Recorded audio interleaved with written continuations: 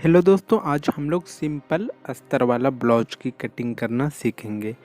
तो दोस्तों वीडियो को शुरू से अंत तक देखिएगा। छोटी सी वीडियो है और ध्यान से देखिएगा। और अगर कहीं पे आपको समझ में ना आए तो कमेंट ज़रूर कीजिएगा। ये बाजू है तो बाजू की कटिंग की वीडियो छूट गई है, इसलिए बाजू को काटना आसान है, इसलिए आप वो कर लेंगे। अगर हमारे पास कोई पुराना ब्लाउज हो और उससे नापना हो तो हम सबसे पहले उसकी ब्रेस्ट की लंबाई नापते हैं। तो जैसे अगर इसकी ब्रेस्ट की लंबाई 18 इंच है तो अस्तर वाले ब्लाउज में 2 इंच तक मार्जिन छोड़ते हैं।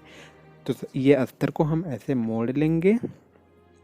यहाँ पे आपको ध्यान से देखना है, क्योंकि आप अस्तर को अगर अच्छे से मोड़ना नहीं सीख पाएंगे तो फिर अच्छी से कपड़े की कटिंग नहीं हो पाएगी और कपड़े छोटे पड़ जाएंगे।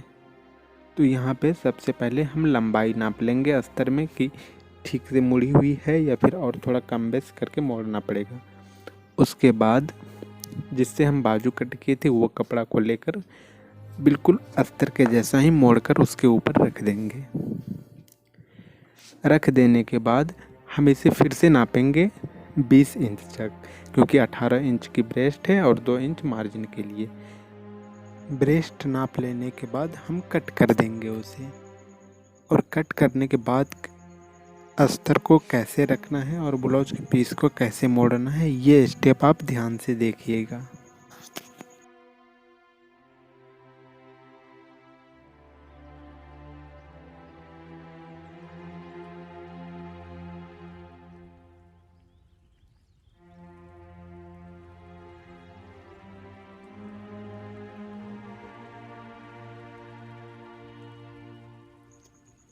आई होप आपने मोड़ना अच्छे से सीख लिया होगा।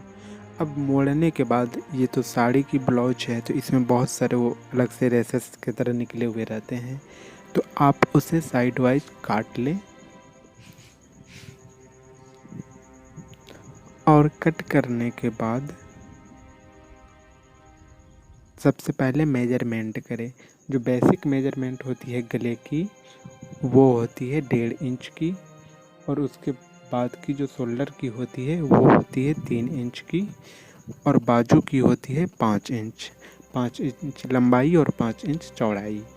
तो आपको 5 इंच सेंटर पे मिला के कट कर लेना है। जैसे कि आपने देखा हम लोगों ने आर्म होल के पास वो निशान लगा दिए, अब कट कर लेंगे हम वहाँ से। बाजू को कट कर लेने के बाद हम गले के पास 1.5 इंच की ही कटाई करते हैं। तो आप अपने अनुमान के लिए वहाँ पे भी दाग लगा लें। और आपको ध्यान रहे कि गले की पीछे की कोई फिक्स्ड साइज नहीं होती है। अगर किसी ने आपको ब्लाउज दिया है तो उसकी जितनी लंबाई है, जितनी चौड़ाई है नीचे की, आप उतनी ही देंगे।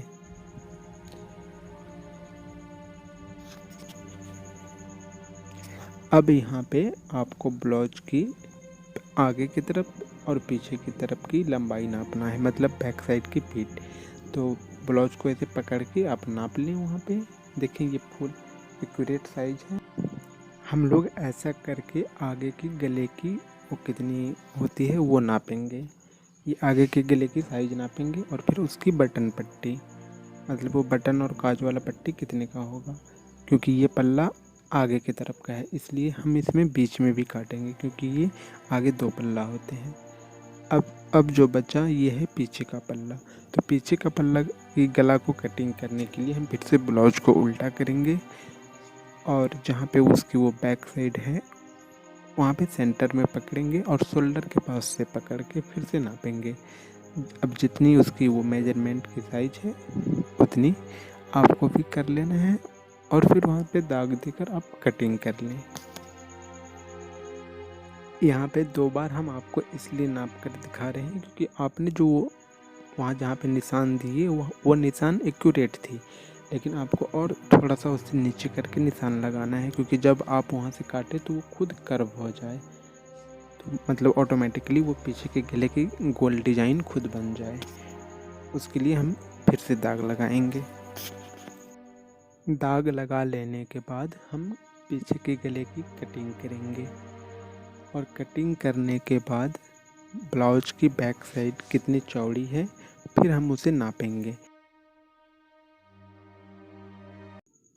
नापते वक्त ये ध्यान आपको रखना है कि मार्जिन के लिए जगह मिल रहा है या नहीं।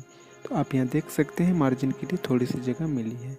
और यहाँ जो बीच में मोड़ कर काटे हैं तो वो इसलिए काटा जाता है कि आप एक्यूरेट साइज पे वो डोरी को लगा पाएँ। हमने कपड़े का आगे का और पीछे का फेस बना लिया है। अब नीचे अस्तर है तो नीचे अस्तर में जो आगे का फेस है उसे बीच से काट दें, क्योंकि आगे के फेस 2 पल्लों में होती है।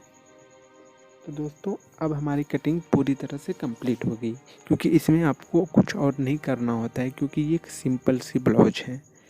आशा करता हूँ कि आपको हमारे वीडियो से कुछ सीखने को मिलेगा। अगर अच्छी लगे तो सब्सक्राइब करें और कमेंट करके ज़रूर बताएं। धन्यवाद।